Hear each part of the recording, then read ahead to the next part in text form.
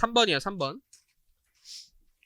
공동 사업의 과세에 관한 설명으로 옳지 않은 것은인데 1번에 사업소득이 발생하는 사업을 공동으로 경영하고 손익을 분배하는 공동사업의 경우에는 공동사업장을 거주자로 보아 공동사업 장별로 소득금액을 계산한다. 아주 정확히 나왔어요. 공동사업 장별을 특히 있게 보시는 거예요. 1 거주자로 보아 납세금을 진다 이런 게 아니라 계산할 때만 장별로 본다.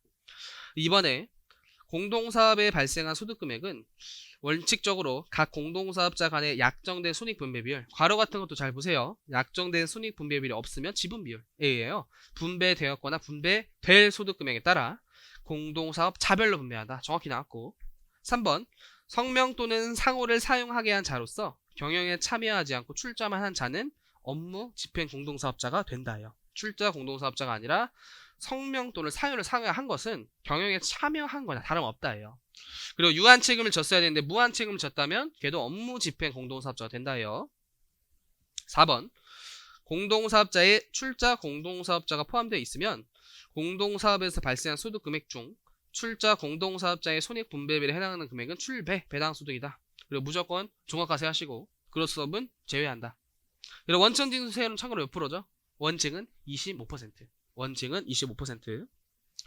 5번 1인과 생계를 같이 하는 특수관계인이 공동사업자에 껴있고 조세에 회피하는 사유들이 확인이 됐다면 특수관계인의 소득금액은 주된 공동사업자의 소득금액으로 본다.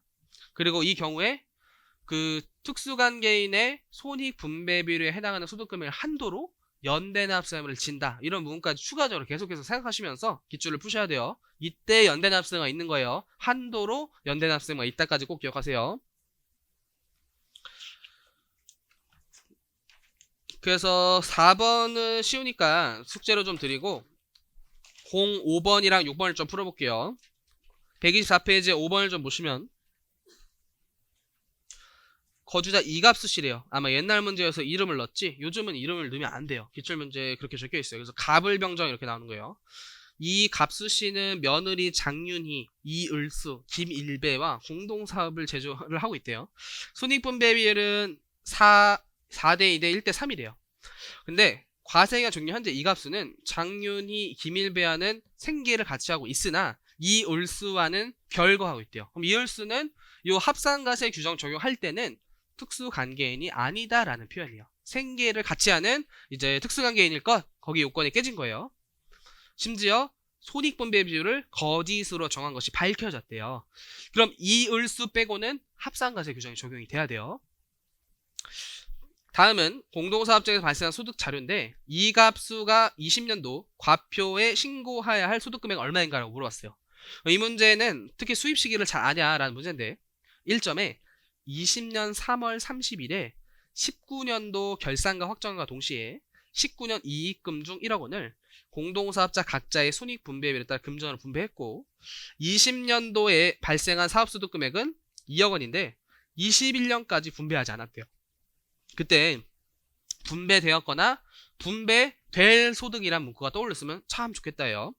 그래서 19년도에 발생한 소득 금액은 12월 31일이 수입 시기예요.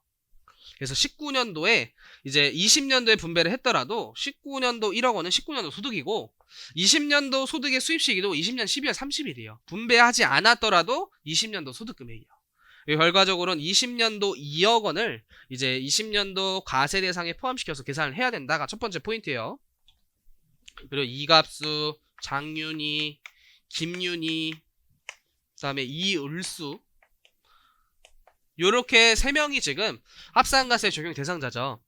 근데 누가 손익분배율이 가장 높냐 봤더니 이갑수가 가장 높아요. 이갑수. 장윤희가 10%, 이을수가 10%, 김일배가 30% 이렇게인가 봐요.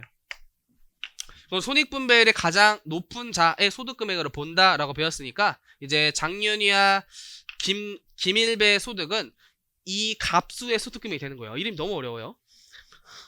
그래서 20년도 2억 원을 이제 90% 하시면 이제 1억 8천이 나오나 봐요. 1억 8천. 2억 원 곱하기 90%. 1억 8천.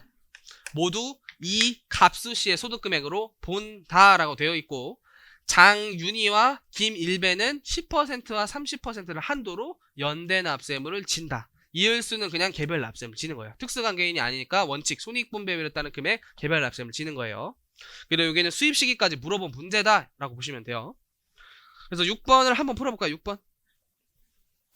자, 한번 보시면 갑을병정 4인은 공동으로 출제해서 음식점을 경영하고 있는데 갑을병 3인은 생계를 같이 하는 특수관계인이요. 그리고 20년 음식점에 발생한 총수금액 5억, 필요경비는 1억 원이래요. 그럼 5억 원에서 1억 원 뺀 4억 원이 공동사업장의 소득 금액이 되는 거예요. 그때 갑은 A의 이사로 등재되어 있어 3천만 원의 근로소득 금액이 있고, 이제 정은 B은행에 돈을 맡겨 이자소득 500만 원이 있으며 원천인수가 잘 되었대요. 그 외에 소득은 어때요? 근데 갑을병정은 당초 손익분배율은 7대 1대1로 약속을 했는데 4-3-2-1로 허위신고 확인이 밝혀진 공동사 합산과세 규제를 적용하는 이제 사례가 적용된 것이죠. 그때 갑과 정에 20년도 종합과세에 대한 소득금액 각각 얼마인가 물어봤어요. 먼저 장별로 계산하시고 약정된 손익분배율을 분배해야 되는데 합산과세 규제 적용되기 때문에 을병의 소득금액은 주된 공동사업자 손익분배율이 가장 높은 자의 소득금액을 본다라고 보시면 돼요. 당연히 허위로 정한 걸로 가시면 안 되고 약정한 손익분배를 가시는 거예요. 그럼 이제 갑의 사업소득금액은 4억 원 곱하기 90%가 되겠죠. 그리고 을이랑 병은 소득금액 자체가 없는 것으로 보는 거예요. 없는 것으로 사업소득은. 그럼 이 자의 그 부양가족의 소득 요건 같은 거 판단하실 때는 소득금액 빵으로 판단하시는 거예요. 빵으로. 이따라 간주하시지 마시고 아예 진짜 없는 것으로 보는 거예요. 근데 정은 합산과세 규정에 적용되지 않기 때문에 4억 곱하기 10% 4천만 원에 이제 사업소득이 발생하는데, 아까 문제 중간쯤에 갑은 근로소득이 또 3천만 원 있고 정은 이자가 5가 있대요. 그때 갑과 정의 종합소득 금액을 물어봤으니까 갑은 사업소득 3억 6천 플러스 근로소득 3천, 3억 9천이 정답이 될 것이고, 이제 정은 4천 플러스 이자 5에서 4, 5번 찍으면 안 되죠. 이자가 500만 원이고 원천인수가 되었기 때문에 2천만 원 이하의 원천인수 됐으니까 이제 분리과세를 앞서면 종결되는 거예요. 근데 만약에 원천인수가 안 되었다라는 표현만 있으면 4, 5번 정답이 돼야 돼요. 그래서 이런 문구도 잘 보셨어야 된다. 그리고 합산과세 규정도 잘 이해했냐? 두 가지를 묻는 그 좋은 문제였다라고 보시면 돼요. 그리고 7번 규정은 아직 사업소득을 안 배웠기 때문에 풀 수 없고 이해독이라고 좀 적어주세요. 이해독. 그래서 약간 느낌만 보여드리면 지금까지의 앞에 문제들은 공동사업장의 소득금액을 줬어요. 근데 얘는 직접 사업소득처럼 계산을 해야 돼요. 그래서 3점의 추가자료 보시면 공동사업자의 이자 차량처분이 대표자 가압 이런 거 있죠. 그거 세무조정을 통해서 공동사업자의 소득금을 잘 계산한 다음에 분배까지도 해야 되는 그런 고급스러운 문제예요. 그래서 얘는 사업소득을 배워야지만 할 수 있기 때문에 이해독 때 좀 푸시고,